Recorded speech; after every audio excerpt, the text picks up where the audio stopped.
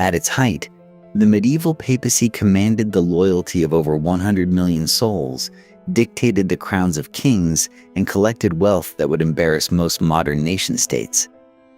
One man held all of that power, looked around at what it had built, and decided the whole thing needed to come down. He rewrote canon law, dissolved patronage networks that had functioned for centuries, and made enemies of every cardinal who had helped place the tiara on his head.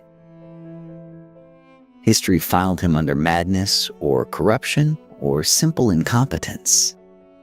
But what if the most dangerous thing he brought to the throne of St. Peter was genuine faith? The smell of burning vellum is not like burning paper. It's thicker, almost animal, like something that was once alive is remembering that fact on its way out. In the winter of 1497, somewhere deep in the administrative heart of the Vatican, that smell was drifting through corridors that had absorbed the prayers and politics of 1,000 years. Cardinals stood frozen in doorways. Secretaries clutched ledgers to their chests. And at the center of it all, a pope was feeding his own church into a fire. Not metaphorically, literally feeding it.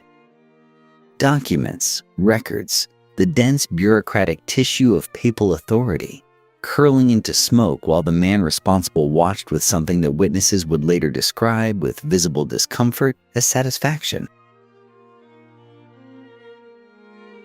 His name was Celestine V, and he had never wanted this job. This is the central problem with Celestine, and it is a magnificent problem. The Catholic Church in the 13th and 14th centuries was not a spiritual retreat. It was a geopolitical superpower with its own treasury, its own army, its own legal system, and a governing class that made Renaissance Florence look like a quiet village council. To become pope was to inherit all of that. The bureaucracy, the debts, the alliances, the enemies, the gold, the marble, the centuries of carefully accumulated institutional weight. Most men who reached that throne had spent decades climbing toward it. Celestine had spent decades hiding from it.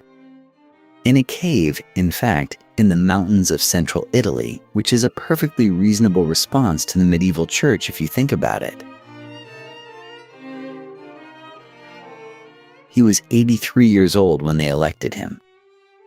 83. The cardinals, deadlocked after 2 years of political infighting, looked at this ancient hermit monk and apparently thought, yes, this man can manage the most complex institution in the Western world. This would prove to be charitably optimistic. What happened next destabilized a papacy so thoroughly that the church spent the better part of 2 centuries quietly rearranging the historical furniture, trying to make the room look like no one had thrown anything. His successor would imprison him. Dante would put him in hell. The official memory of Celestine became a kind of institutional embarrassment, a chapter skipped over in polite company. But here is the question that this story keeps forcing back into the light. What if Celestine wasn't a madman? What if he was the only person in that building who genuinely believed what the church said it believed? What if the most honest Christian to ever sit on the throne of St. Peter was also, by the logic of the institution he led, the most dangerous? A true believer in a system built on compromise is not a saint. He's a wrecking ball. The smoke from that fire drifted up through the Vatican's vaulted ceilings and out into the Roman winter.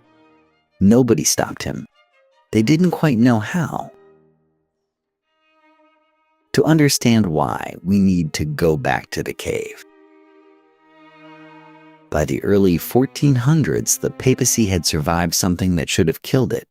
Roughly 40 years of having 2 popes simultaneously, sometimes 3, each one excommunicating the others with the weary regularity of a subscription service. The Avignon papacy had already done its damage before that. From 1309 to 1377, the papal court operated out of southern France, wrapped in the perfume of Provençal lavender and French political influence, while Rome crumbled and the faithful quietly started asking questions. Questions like, is this institution actually sacred? Or is it just very well organized? The Great Western Schism answered that question with brutal clarity. When the dust finally settled at the Council of Constance in 1417, one pope remained standing. The institution had survived. But credibility, once cracked, does not simply reseal. The church that emerged was structurally intact and spiritually hollowed, like a cathedral with immaculate walls and a missing roof. Into that hollowness, the Renaissance poured gold. Extraordinary quantities of it. Walk through Rome in the late 1400s and the evidence is everywhere. Marble colonnades catching the afternoon sun, the chalky dust of perpetual construction coating your sandals, the smell of fresh plaster mixing with incense, and the particular sharp odor of a city housing 50,000 people without adequate drainage. The Vatican was actively rebuilding itself into a monument so magnificent that its magnificence would function as an argument. Surely the architecture suggested God lived here. Look at the ceiling. Look at it. The funding mechanism for all this grandeur had a name: simony. The buying and selling of church offices, sacraments, and spiritual favors, conducted with the open frankness of a livestock market. A bishopric had a price. An annulment had a price. A plenary indulgence, the full forgiveness of sins, had a price, and the price was printed on a sliding scale depending on the severity of the sin and the depth of the sinner's purse. The church had essentially monetized the afterlife and was running a very profitable pre-sales operation. The College of Cardinals oversaw all of this with the attentive focus of men protecting a revenue stream, because that is exactly what they were doing. These were not, for the most part, men of prayer. They were men of property, of alliance, of carefully managed inheritance strategies. A cardinal's robes smelled of incense because they were worn in rooms full of incense. What was underneath was considerably more secular. This was the institution Celestine had briefly, catastrophically, sincerely tried to run.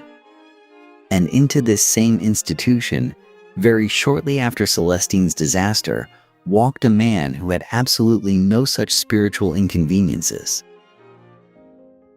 Pietro da Morona entered the Benedictine monastery at Faifoli sometime around 1239, a teenager from a peasant family in the Molise Hills, carrying nothing particularly remarkable except an appetite for suffering that would have alarmed a reasonable spiritual director. He was not interesting in the way that ambitious men are interesting. He was interesting in the way that people are interesting when they mean everything they say. He fasted until his ribs showed. He prayed through the night on cold stone floors. He sought out solitude in the limestone caves above the Maella mountain range, where the wind in winter has a personal quality, as though it disapproves of you specifically. Most young monks treat asceticism as a practice. Pietro treated it as a destination. His reading shaped him in directions that should have been, in retrospect, a warning. The theologians who captured his imagination were not the comfortable ones. He absorbed the Franciscan poverty debates with the intensity of a man taking notes for future use. The core argument, sharp and genuinely dangerous by the standards of the 13th century church, was this: Christ and the apostles own nothing. Not personally, not collectively. The church's accumulation of property, land, income, and political authority was therefore not merely impolite. It was a structural betrayal of the gospel. An institution that held temporal power these thinkers argued, had confused itself with something it was never meant to be. Pietro did not treat this as an abstract position. He treated it as a description of reality. His mentors reinforced the tendency. The spiritual Franciscans, the rigorous wing of the movement that had already made Rome deeply nervous, gave him a framework in which institutional wealth was not just a distraction but an active corruption. The hierarchy was downstream of God, not upstream. Conscience, properly formed and sincerely held, was not subordinate to the commands of bishops and cardinals. It was prior to them. You can imagine how useful this theology would prove in a man about to become pope. He founded his own order in the Abruzzi Mountains, the Celestines, in 1254, a congregation built on the kind of poverty that is genuinely uncomfortable to be near. His communities were remote by design. The physical distance from Rome was not incidental. It was theological. The further you were from the marble and the gold and the smell of money, the closer you were to the thing the church was theoretically organized around. For decades, he was simply a very sincere monk in a cave. Rome was loud and wealthy and busy, and Pietro de Morone was none of those things, and everyone was content with the arrangement. The problem was that sincerity, in sufficient quantities, acquires a reputation. By the time he was an old man, gaunt and calloused and genuinely indifferent to comfort, he had become exactly the kind of figure that desperate men reach for when they need to gesture at holiness. The College of Cardinals, exhausted after a 2-year deadlock over the empty papal throne, was about to do something they would very quickly regret. What happens when you hand a man like that the keys to the institution he has spent his entire life believing is theologically broken is, as it turns out, not a theoretical question.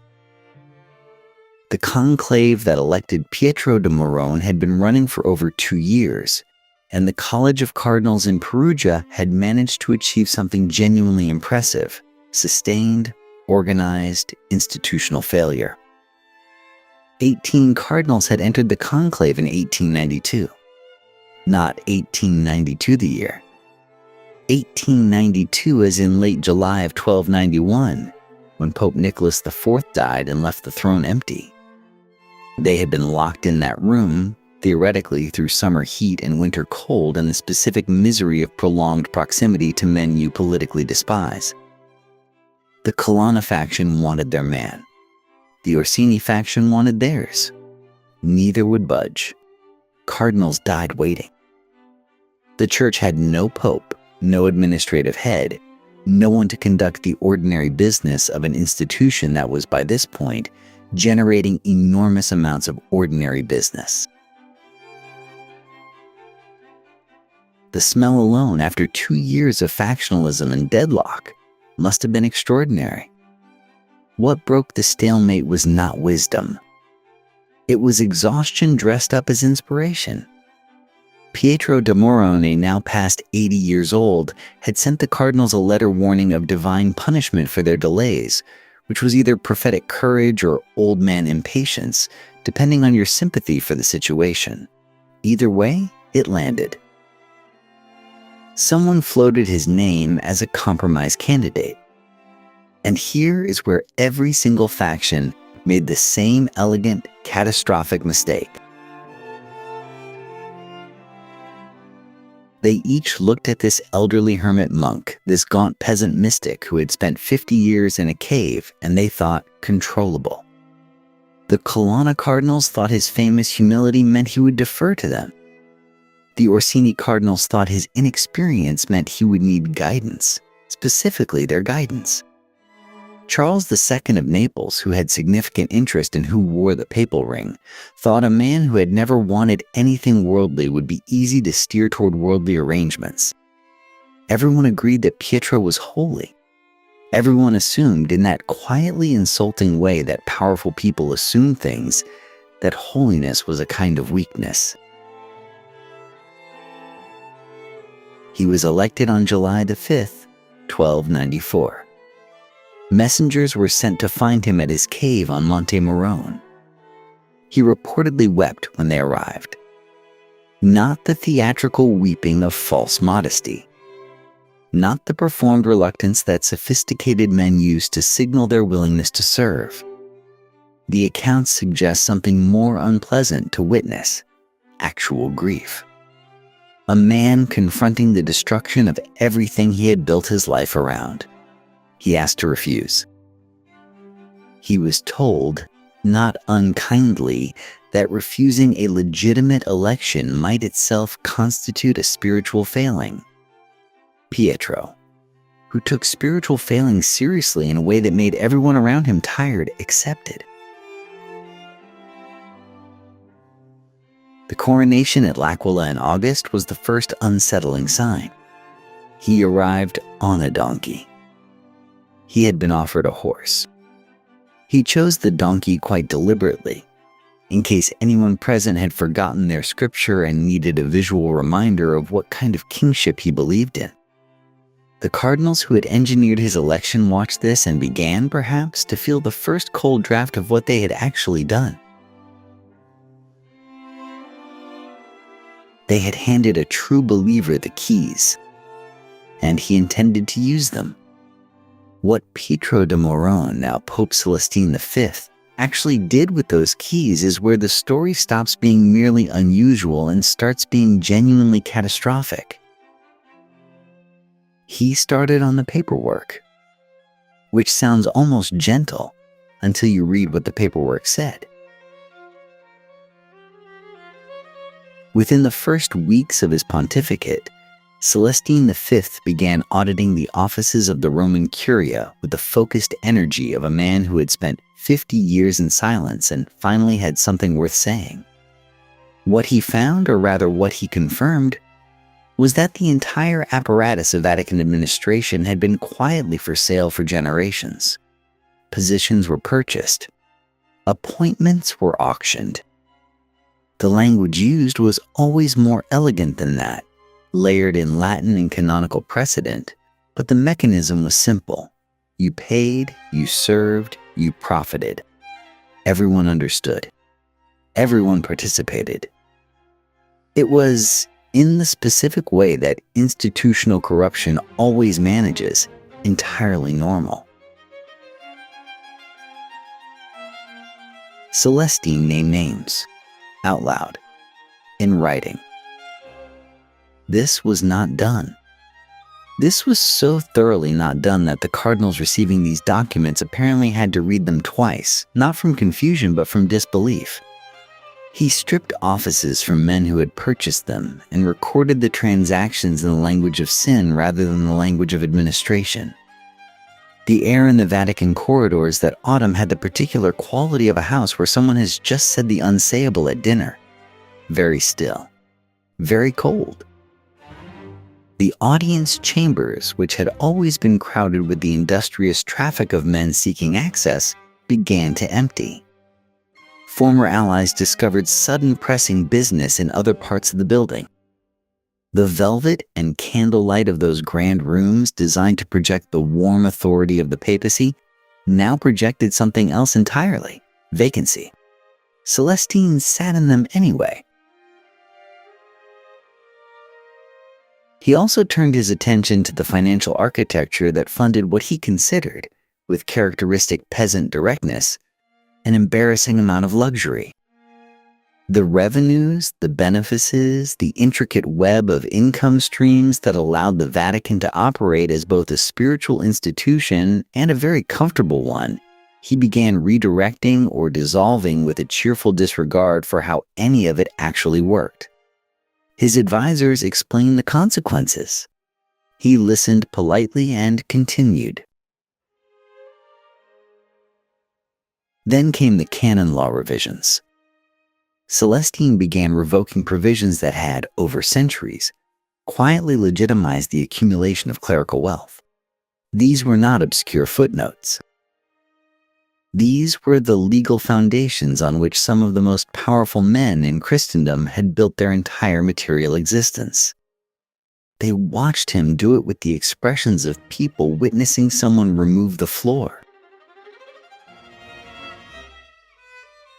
The whisper that moved through the College of Cardinals that winter was not angry, exactly. It was something colder. The realization arrived slowly, as realizations about structural catastrophe usually do, that this was not reform. Reform implies working within a system toward its improvement. What Celestine was conducting was something more closely resembling a controlled demolition, except that the man running it seemed genuinely indifferent to whether anyone got out first. They had wanted a holy man who would be manageable. They had received a holy man who did not particularly believe that manageability was a virtue.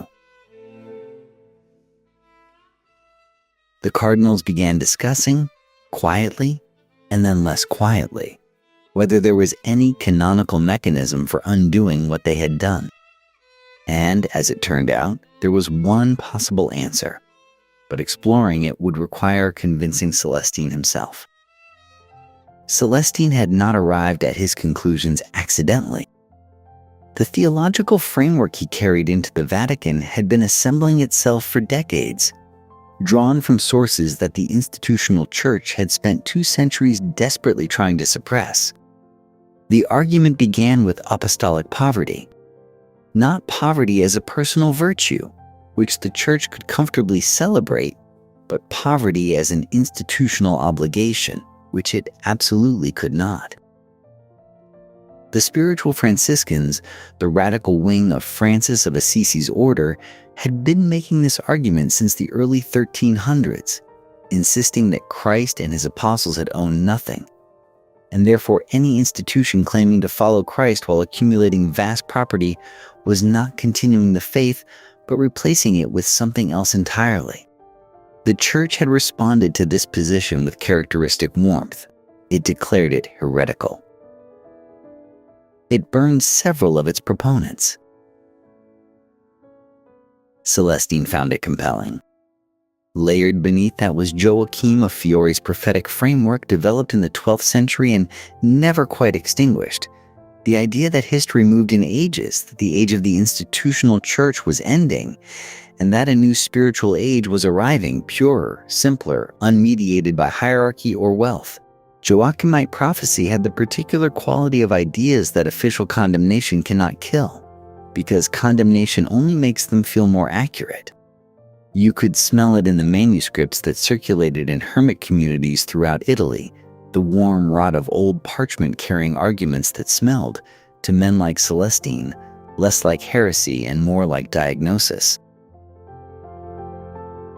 Here is where the theology became genuinely dangerous.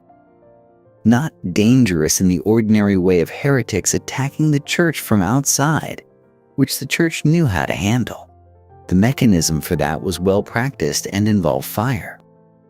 Celestine was not attacking from outside. He was the supreme authority of the institution, and he was articulating, with the full weight of the papal office behind every word, that the institution in its current form represented a structural betrayal of everything it claimed to be. He did not call the papacy evil. That would have been simpler. He called it corrupted, not through malice but through architecture, through the slow accumulation of wealth and legal privilege and political entanglement that had, over centuries, transformed a spiritual office into a temporal throne. The papacy had not become the Antichrist through wickedness. It had become it through success. Imagine what that argument does to the men who hold the power being described.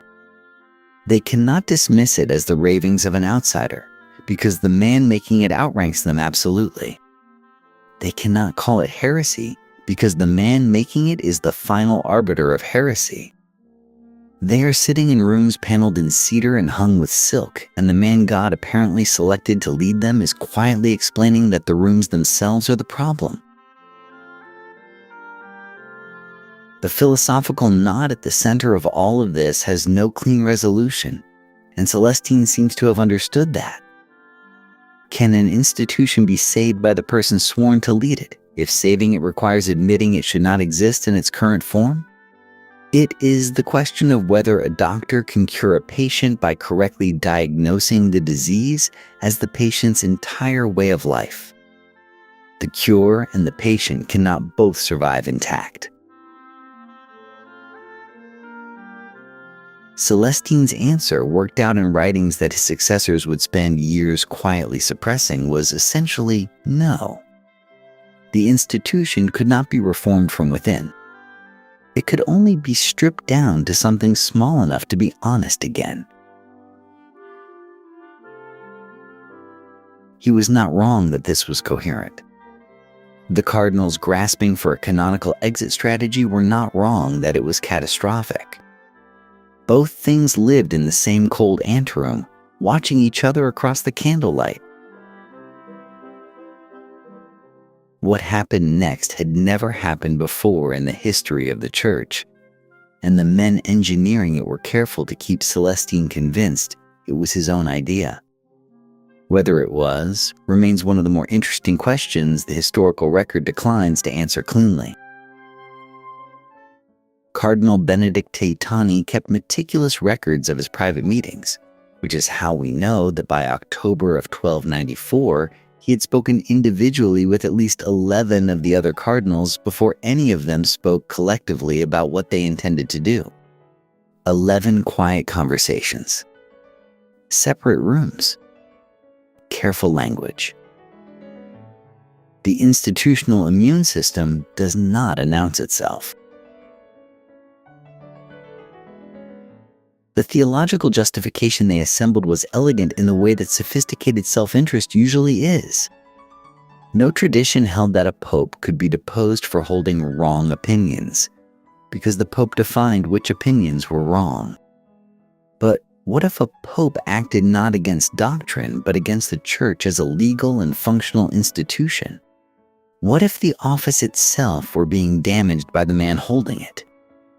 Several canonists, working with materials that Benedict's people had thoughtfully provided, began surfacing an argument rooted in earlier conciliar theory that the Church, as a body, held interests distinct from any individual who led it, and that a pontiff causing catastrophic institutional harm occupied uncertain canonical ground. It was not deposition. The word was never used in the rooms where it was being planned. Meanwhile, the secular monarchs were sending their own letters. Charles II of Naples, who had maneuvered Celestine into the papacy in the first place, discovered with some distress that a pope genuinely committed to apostolic poverty had very little interest in the system of appointments, dispensations, and political favors that made the papal relationship with European monarchies mutually profitable. The smell in those diplomatic exchanges was of old money noticing a draft. Charles needed the Church's legal infrastructure. The Church needed Charles's protection. Celestine, working from his theological framework, seemed to regard this entire arrangement as precisely the corruption he was trying to dissolve. Negotiations between the Curia and Neapolitan representatives resumed at a pace that pointedly excluded the Pope's awareness. The sabotage, when it came, had the texture of institutional forgetfulness. Orders from Celestine that required curial processing simply took longer than they should have, then longer still, then indefinitely. Documents requiring countersignature developed procedural complications. 2 emissaries Celestine sent to communicate directly with reform-minded clergy in northern Italy were, through a series of administrative misdirections that no one could quite account for, redirected to audiences with functionaries who had nothing to do with their mission. The papal will to move through the Church required the Church's cooperation. The Church was developing selective hearing. Benedict Caetani, it should be noted, was not cruel about any of this. He was precise. There is a meaningful difference. He genuinely believed, and argued consistently, that Celestine was destroying something that had taken centuries to build. Something that, whatever its flaws, held Christendom together in ways that a collection of wandering hermits absolutely could not replace. He may even have been right. The fact that he was also the man who would directly benefit from Celestine's removal is one of history's more convenient coincidences. By November, the question had shifted from whether something would be done to what legal container could be built to hold it. Which brings us to a problem no one had solved before. Because a pope, according to the Church's own law, answered to no one on earth. Celestine's next move, whether calculated or exhausted, would give them the opening they needed. By December of 1294, Celestine had stopped leaving his rooms with any regularity, and the few advisors who still visited him described a man who had begun speaking in the past tense about decisions he had not yet made. The Vatican's stone corridors have a particular quality in winter. Cold that moves, that finds you. The kind of cold that makes silence feel intentional. Celestine lived inside that silence now, and the silence was winning. His pronouncements in those final weeks have a quality that historians have spent centuries arguing about, because the same documents read entirely differently depending on what you already believe about him.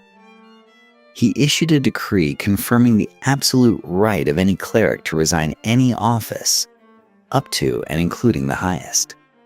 He declared certain categories of papal appointment illegal retroactively. He drafted, though never formally released, a document that would have dissolved several of the financial mechanisms the Curia used to fund basic operations.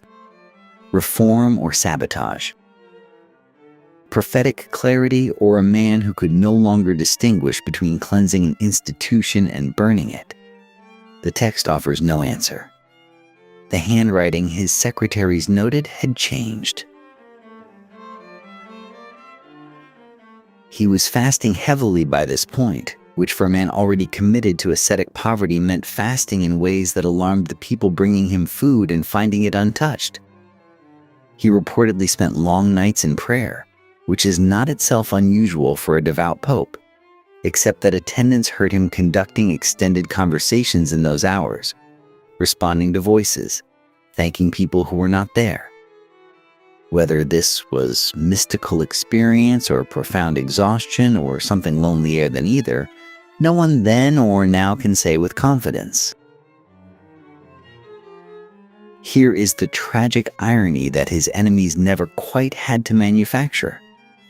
Celestine genuinely believed he was right. His sincerity was total, verifiable, consistent across decades. And that sincerity, pressed to its limit in those cold December rooms, became functionally indistinguishable from the instability his opponents had been carefully describing to anyone who would listen. Benedict Catani had not needed to invent a mad pope. He had simply needed to wait for an exhausted one. The reforms Celestine had imagined would purify the church instead alienated the moderate reformers who might have defended him, leaving him with no constituency except his own conscience, which is a warm thing to have and a poor substitute for allies. On December 13th, 1294, Celestine did what no pope had done in living memory, and what nearly no one believed was even legally possible. He resigned. What happened in the room where he signed that document is where we go next. He signed the document on December 13th, 1294, in the presence of a small group of witnesses whose names appear in some records and not others, which is itself a clue about what came next. The act was technically valid. Celestine had, with great legal ingenuity, spent part of his own pontificate confirming that popes could resign. He had essentially written his own exit clause into canon law, which is either the most methodical act of self-preservation in papal history or the most devastating piece of irony, depending on your temperament. He removed the papal vestments in front of the assembled cardinals, placed them carefully on the floor, and reportedly stood there for a moment in the rough habit of a Benedictine hermit, looking, by several accounts, relieved. One witness wrote that he smiled. Another wrote that he wept. This is the problem with moments that matter too much. Everyone sees something different. Benedict Caetani was elected within 11 days. 11 days is extraordinarily fast for a conclave. The machinery had been ready. He took the name Boniface VIII, and if you were hoping the new administration would honor its predecessor with charitable remembrance, allow history to disappoint you gently. Boniface moved with the efficiency of someone who had been planning the renovation for months, which he had. He reversed the appointments. He dismantled the financial reforms.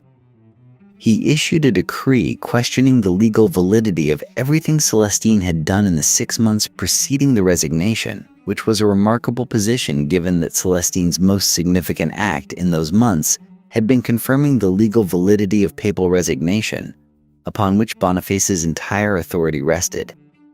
The Vatican has never been overly troubled by this particular irony. What happened to Celestine himself is where the fog gets thickest.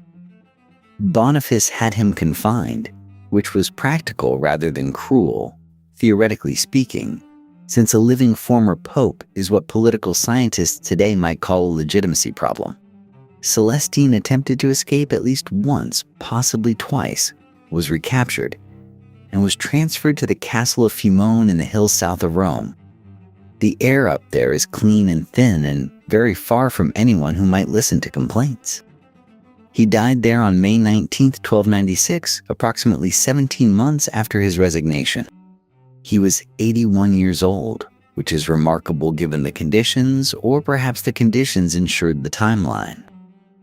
The surviving records are quiet on the specifics of his health, his treatment, and his final days in ways that feel less like privacy and more like policy. What he said at the end is reconstructed from fragments, most of them written by people who had reason to shape the reconstruction. He reportedly maintained that he had done what God required. He reportedly expressed no regret about the resignation itself, only about what had followed it. Whether he believed his reforms had landed or simply burned is the question historians cannot answer, because the documentation was curated by the people who needed the answer to be failure. The systematic revision came quickly and continued for decades. Records were reclassified. Histories were rewritten with the careful patience of institutions that understand time better than individuals do. Celestine's pontificate was framed as a cautionary tale about holiness without governance, sincerity without competence, a good man who proved that goodness alone could not run a bureaucracy. This is not entirely false, which is what makes it such effective propaganda. The best revisions always contain the truth, just cropped. He was canonized in 1313, 19 years after his death, by a pope who had political reasons to rehabilitate him. History handed him sainthood as a consolation prize, which is perhaps the most Vatican conclusion possible. You could not govern us, the institution seems to say, but we will let you be holy. Keep the robe. Lose the keys. What he actually moved, what he broke, what he planted in the cracks of that ancient institution before Boniface sealed them over, is something historians are still measuring. The evidence is harder to destroy than the records were. Boniface VIII's first official act after consolidating power was not prayer. It was paperwork. The reversal was methodical, which is the most frightening kind. Every cardinal Celestine had appointed was reviewed. Every financial exemption he had granted was rescinded. Every loosening of curial procedure, every small accommodation toward reform, was quietly tightened back into place, the way you might relace a boot that someone had gotten comfortable in. The institution exhaled, contracted, and remembered its original shape. The Curia, which had spent 6 months absorbing the chaos of a well-meaning amateur, emerged from the episode not weakened but educated. It had learned something valuable. It learned exactly where the pressure points were, which procedures could be exploited by an idealist, which appointments, if made by the wrong man, could redirect money away from Rome, which relationships with local clergy, if encouraged, might produce something resembling independent thought. These vulnerabilities were not publicized. They were patched, centralized, and made to require multiple layers of approval from people who had worked inside the building for decades. Reformers of the next century would find those doors bolted in ways they could not explain. The writings were the next project. Not burned as a rule. Burning creates martyrs and invites questions. Misfiled is better. Reclassified is better still. Sympathetic correspondents found their letters unanswered, their positions quietly eliminated, their names absent from the next round of appointments. No one announced a purge. There was no announcement necessary. The silence was sufficient. The official narrative settled into its final form within a generation. Celestine had been holy, certainly. Sincere, absolutely. Simply unsuited, through no particular fault, to the demands of governance. This framing was generous enough to diffuse outrage and precise enough to be useless as a template. You could venerate him without imitating him. You could call him a saint without calling him a model. Sainthood in this context was a filing cabinet. Everything inconvenient about him was stored inside it, and the lid was closed. The lesson the institution absorbed is the one that makes historians uncomfortable to state plainly. An attack from within does not simply fail. It is metabolized. The church in 1300 was more centralized, more defensively organized, and more resistant to internal pressure than the church of 1294 had been. Celestine had intended to open a window.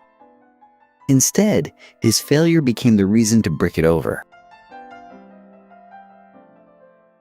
Whether any of it mattered at all, whether the 6 months left any mark that lasted, brings us to the one question this story cannot avoid. Martin Luther nailed his 95 Theses to the door at Wittenberg in 1517 without knowing he was repeating a conversation that had already happened. The specific arguments, apostolic poverty, the corruption of curial wealth, the distance between institutional power and the actual teachings of Christ, had been made from inside the Vatican itself by a man sitting in the chair 2 centuries earlier. Luther thought he was starting something. He was, in a sense, finishing it. This is the strange afterlife of suppressed ideas. They do not disappear. They migrate. The Protestant reformers who shook the 16th century to its foundations were working from observations so similar to Celestine's that the overlap reads less like coincidence and more like a diagnosis. When an institution has a genuine structural problem, anyone who looks carefully enough will find the same symptoms. The Curia had patched the specific vulnerabilities Celestine exposed. It had not fixed what had made him reach for them in the first place. The rehabilitation came slowly, as rehabilitations always do, wearing the comfortable disguise of scholarship. By the 19th century, Certain Catholic theologians were quietly noting that some of Celestine's instincts had been, perhaps, not entirely wrong in principle, only poorly executed in practice. The distinction mattered. It allowed the ideas to be reconsidered without the institution admitting it had spent 500 years pointedly not reconsidering them. Progress, dressed in academic footnotes, is still progress. Then came Vatican II. Between 1962 and 1965, the Catholic Church held the most significant internal reform council in 4 centuries, and the debates in that council chamber in Rome had a quality that historians find almost eerie.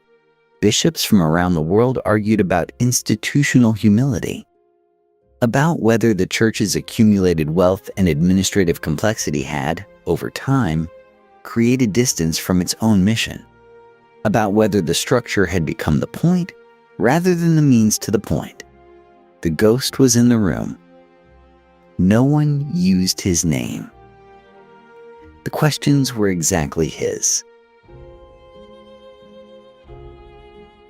Vatican II did not resolve the tension. It never does in large institutions. What it produced was a period of genuine, unsettled openness, which was then followed by a gradual retrenchment, which will sound familiar to anyone who has been paying attention to this story. Pope Francis, elected in 2013, represents perhaps the most visible version of this ancient problem in modern dress. He chose the name of a poverty-loving saint. He spoke about the dangers of a self-referential church. He moved out of the apostolic palace. Historians watching from a distance noted, with some professional recognition, the pattern. A reforming figure reaches the top. The institution receives him. The institution continues. The real question for Francis, as it was for Celestine 700 years earlier, is not whether one man's intentions are sincere. It is whether sincerity is the relevant variable at all. The machine does not require bad intentions to resist change. It only requires continuity, and continuity is the one thing institutions are genuinely excellent at. Which brings us, at last, to what became of the man himself. The smell of old smoke never fully leaves a library. Scrub the shelves, replace the books, recatalog the inventory, and still, on certain damp evenings, the ghost of what burned comes back through the stone. That is where we end. Not with a verdict, but with a question that has been hanging in the air since the moment this story began.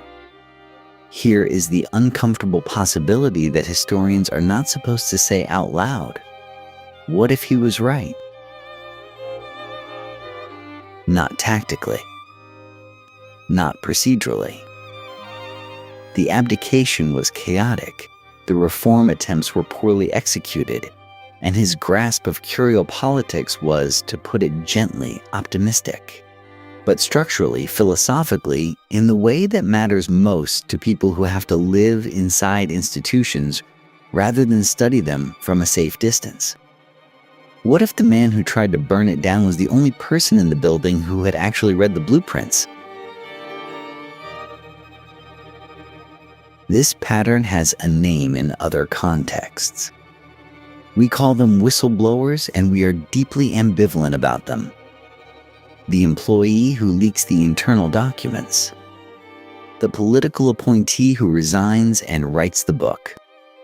The regulator who resigns rather than sign off on the exemption. We admire them in retrospect, at a distance of several decades, once the institutions they criticized have either collapsed or quietly absorbed their criticisms without attribution. In the moment, we find them destabilizing, embarrassing, and most damningly ineffective. They did not fix anything. They only made things uncomfortable. as if discomfort were not itself a form of information. The institutional casualty is its own archetype. The person who enters a system to reform it and becomes instead a cautionary example of what happens to people who try. Their failure gets used as proof that change was impossible, which conveniently obscures the fact that the institution worked very hard to make it so. But here is the final irony, and it is a genuinely theological one. If even a sitting pope, with every formal power the institution possessed, could not redirect that institution toward its own stated values, then his failure is not a refutation of his argument. It is the proof of it. The experiment ran. The results came back. The church survived his reforms precisely because the church was exactly what he said it was, a structure that had learned to survive its own reformers. He tried to burn it down. He failed. The library was restocked.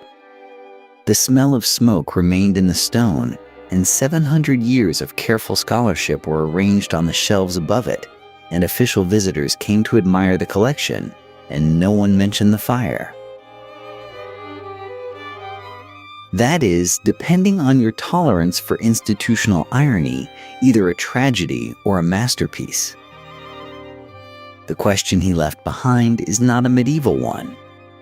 It sits in every boardroom, every parliament, every organization that has grown large enough to protect itself from the people nominally running it. Can a system be reformed from within?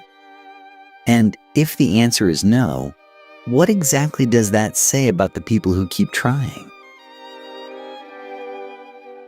He tried. He failed. The institution called that a lesson. He might have called it a confession.